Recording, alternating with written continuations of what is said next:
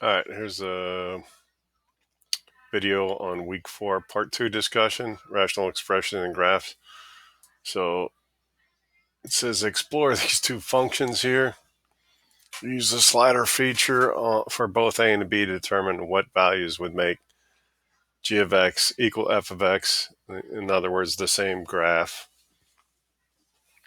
And you can also open the graph in a window here. We're just going to use this window right here. And so if I slide a here, so that looks like that's getting close. And then if I slide B,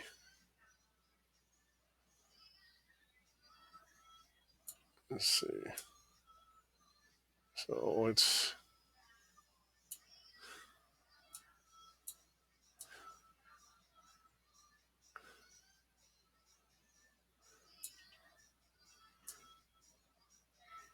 there we go. So A equal 3 and B equal 5. So slide this along. In other words, if I put a 3 in here and a 5 in here, then it's the same as this equation right here. So what are the values for A and B are 3 and 5. So let me go to a Promethean slide and answer the rest of these questions here. And so what connections can you make, if any, between these values in the equation for f of x? And I'll show you that on the Promethean slide. And do you know of any way to find a and b without using the Desmos calculator? And we'll show you how to do that with partial fractions. So let's go to the Promethean slide here. So a is 3 and b is 5. So this is 3 and b is 5. And so the connection I could make is that you're going to say that 8x plus 4 over this factored form here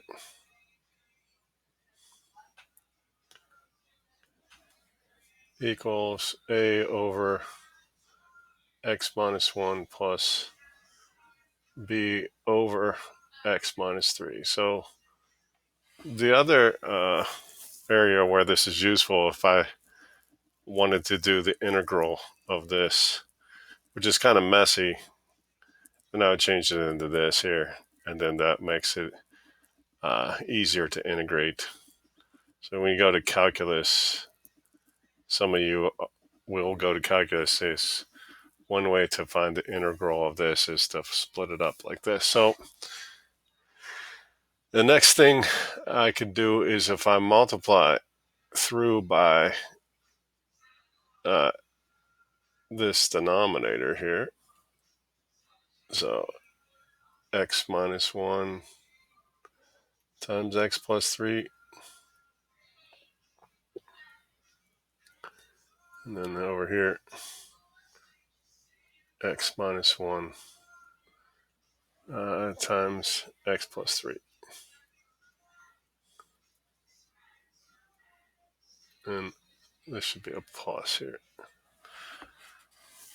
All right, so now if I multiply through by the least common denominator there, then I would end up with 8x plus 4 equals a times x plus 3 plus b times x minus 1. So when I multiply these two together, the x minus 1 cancels, and I'm left with x plus 3. Multiply these two together, the x plus 3 cancels, and I'm left with x minus 1. So now I have this 8x plus 4 equal 8x plus 3a plus bx minus b. So I'm going to take the things with an x in them, That's these two. So it looks like this: 8x plus 4 equals ax plus bx, and then plus 3a. Whoops, it's capital A. 3a minus b. So I can actually make two equations. So anything with an x in it, this a and b is going to equal to 8. So these two equations, I can make a plus b equal 8, and then 3a minus b. So this is the constant term here. It's going to equal 4. So anything with the x in, I'm going to equate it to this 8x. Anything that does not have a variable in it, I'm going to equate it to the number. So this is easy to solve because these are already opposites. So there's one way to solve two equations and two unknowns is get one of the variables to be opposite. Since these are opposite, I can add these together. So I got 4a is equal to 12, and then divide by 4. So a is 3. And then if I plug into either one of these, if I plug a 3 in here, then 3 plus b is 8, so b must be 5. And that works in both. So 3 plus 5 is 8, and then 3 times 3 is 9. 9 minus 5 is 4. So a is 3 and b is 5, and we found out with the sliders. And so what connections can you make between these that it would be this, that 8x plus 4 equals a, and then you're going to multiply by that denominator, x plus 3, and then plus b times x minus 1. So that's the relationship between these numerators here. And do you know a way to find the values of a and b without the calculator? That's what I just did here.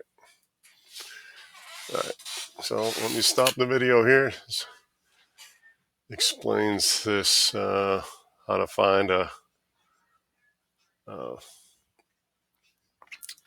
values of a and b using partial fractions here. So that's what this check for understanding is going to be like this here. So I'll do another video for the check for understanding to find like values of a and b, or if there's more than 2, then we'll show you how to do that.